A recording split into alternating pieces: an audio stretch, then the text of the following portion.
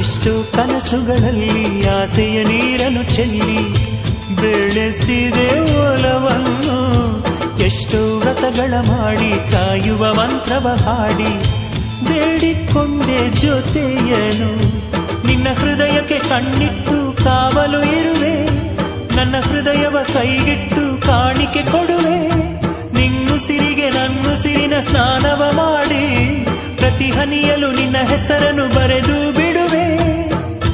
ಹೀಗಿದ್ದರೂ ತಿಳಿಲಿಲ್ಲ ನಿನ್ನೆ ಪ್ರೀತಿಸುವೆ ಎಂದು.